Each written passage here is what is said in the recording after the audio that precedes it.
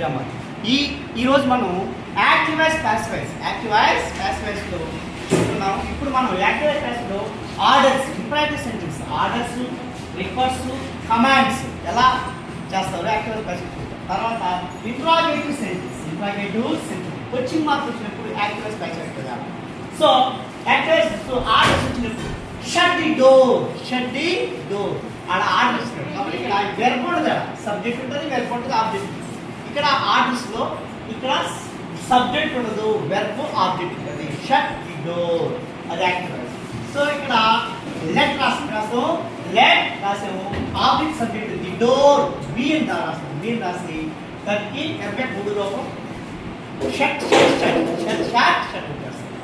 Next bring coffee, ఇది verb, ఇది object, let రాసాము, ఆబ్జెక్ట్ సబ్జెక్ట్ రాసాము, కాఫీ బి రాసాము, ఎర్బెక్ మూడు రూపు బ్రింగ్ బ్రాట్ అది యాక్టివైజ్ రాసాము.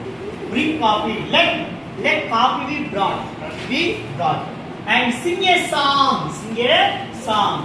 సో సింగ్ అనేది వెర్బ్, ఏ సాంగ్ అనేది ఆబ్జెక్ట్. ఇక్కడ verb subject, verb object, subject ఉంది కాబట్టి ఇది ఇంపరేటివ్ సెంటెన్స్ కాబట్టి ఏమంటే లెట్ అని ఉపయోగిస్తాం.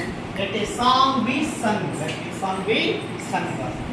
కమ్ హియర్ ఇది పొలైట్ రిక్వెస్ట్, కమ్ హియర్ కదా దగ్గర పిలుస్తున్నమాట.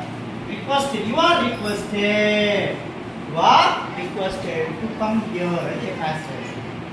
చూడండి ఇక్కడ ఓపెన్ ది డోర్ అంటే. So you are requested to open the door, అది యాక్టివైజ్ ప్యాసివ్లో. అది రిక్వెస్ట్ వచ్చినప్పుడు you are requested. Sing please దాని యాక్టివైజ్ ప్యాసివ్ వస్తుంది. You are requested to sing. So interrogative sentence question mark వచ్చినప్పుడు యాక్టివైజ్ ప్యాసివ్ వస్తుంది.